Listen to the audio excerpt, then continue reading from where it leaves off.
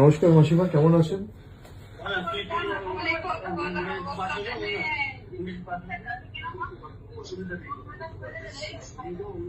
আপনারা থানায় কমপ্লেন করেছেন?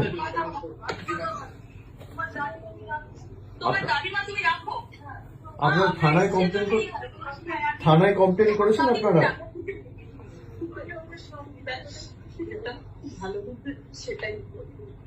আপনারা শক্ত থাকুন, আপনার কি এক মেয়ে?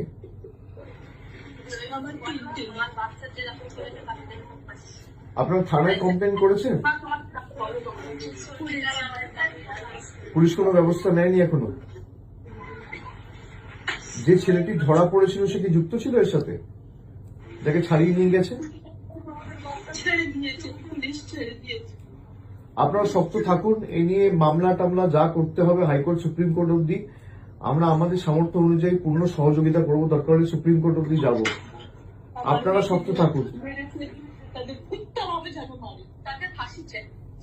না, আপনারা শক্ত থাকবেন, তার ব্যবস্থা আমরা করব। দিদি নিজে যেতে চেয়েছিল, আপনারা জানেন এখানে আমাদের পুলিশ দিয়ে আটকে রাখা হয়েছে। আমি তাড়াতাড়ি যাব আপনাদের সাথে দেখা করতে। আপনারা নিজেরা শক্ত থাকুন, আর তাদের বিচার হবে।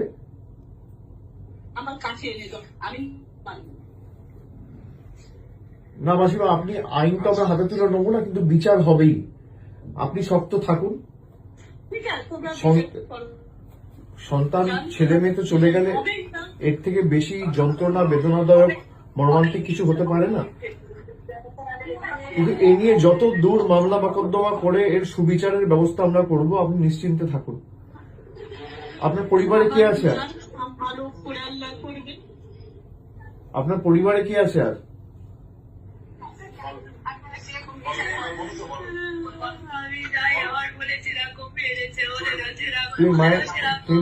তুমি মায়ের শরীরের যত্ন নাও, মাকে এভাবে কাঁদতে দিও না।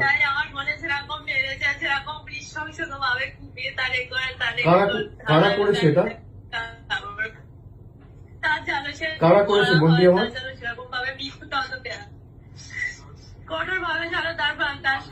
যে ছেলেগুলো যুক্ত, তোমরা কি চেনো তাদের? যারা যুক্ত তাদেরকে তুমি চেনো? কিন্তু একটা ছেলে ধরা পড়েছিল কোথায়, তাকে ছাড়িয়ে নিয়ে গেছে বিজেপির কোন এক নেতা।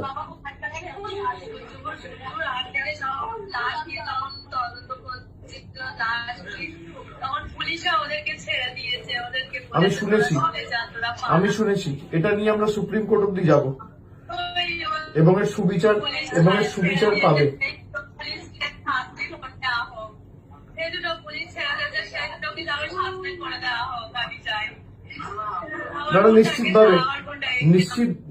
নিশ্চিতভাবে তাদের ব্যবস্থা হবে, এবং কঠোর থেকে কঠোরতর ব্যবস্থার আইনি সহায়তা নিয়ে আমরা ব্যবস্থা করব। তোমরা শুনতে পাচ্ছ আমার কথা?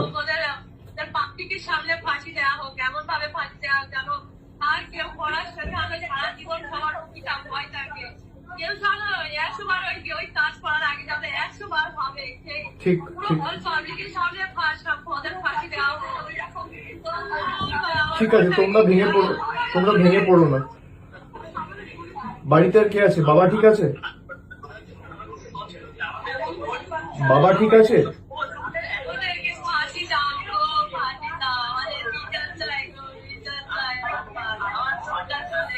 ঠিক আছে লক্ষ্মী বোন আমার, তুমি কেঁদো না।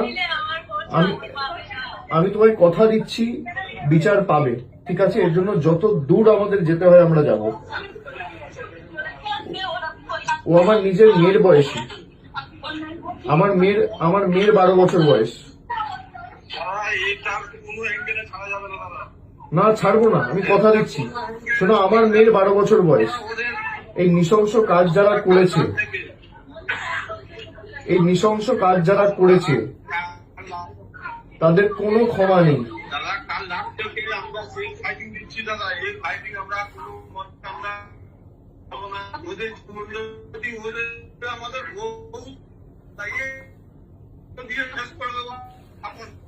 না এর জন্য যত দূর যেতে হয় আমরা যাব।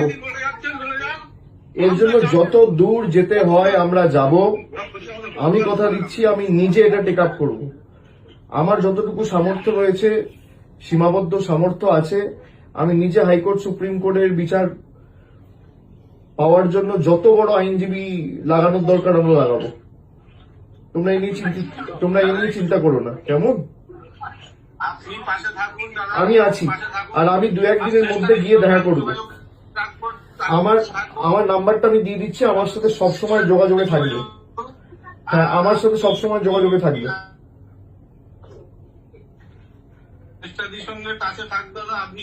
আমার সাথে যোগাযোগে থাকবে, আর আমি 1-2 দিনের মধ্যে গিয়ে দেখা করে আসবো। তোমরা শক্ত থাকো, ঠিক আছে? কোনো চিন্তা করবে না।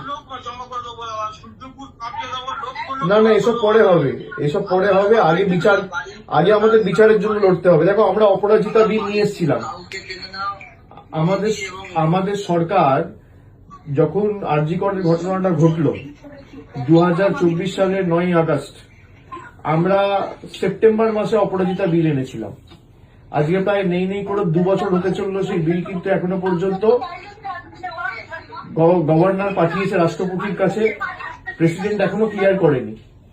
আমাদের ক্যাবিনেট থেকে পাস করিয়ে, বিল অ্যাপ্রুভ করিয়ে, সেই বিল যদি পাস হতো, এরকম বর্বরচিত নৃশংস ঘটনা ঘটতো না।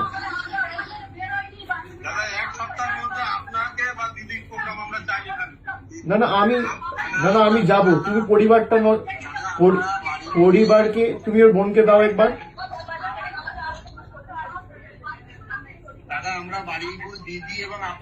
তুমি ওই ঠিক আছে, তুমি ওর বোনকে দাও একবার,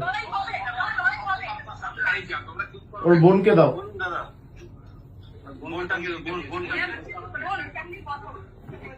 শোনো বোন আমার, শোনো, এর জন্য তোমরা শক্ত থাকো, ঠিক আছে? আমি 2-1 দিনের মধ্যে যাব, তোমাদের সবার সাথে দেখা করব। এর জন্য যত দূর আমাদের যেতে হয়, হাইকোর্ট যেতে হোক, সুপ্রিম কোর্ট যেতে হোক, যত বড় আইনজীবী লাগানোর প্রয়োজন দরকার পড়বে, আমি নিজে করব। আমার মেয়ের বয়স 12 বছর। এই নৃশংস ঘটনার কোনো ক্ষমা হয় না, ঠিক আছে? তোমরা কাঁদবে না, তুমি শক্ত থাকো, মা বাবার শরীরের যত্ন নিও। আর আমার নাম্বারটা আমি দিয়ে দিচ্ছি, ওখানে যে আছে আমার নাম্বারটা দিয়ে দেবে, কিছু হলে সঙ্গে সঙ্গে আমাকে জানাবে, ঠিক আছে? আমার সাথে যোগাযোগে থাকবে। তোমরা কাঁদবে না, কারণ তুমি কাঁদলে মা বাবা ভেঙে পড়বে। মা বাবার শরীরের যত্ন না, মা বাবাকে শক্ত থাকতে হবে। আর পোস্টমর্টেম মনে যখন হবে, একদম যেন ভিডিওগ্রাফি হয়। পোস্টমর্টেম হয়েছে?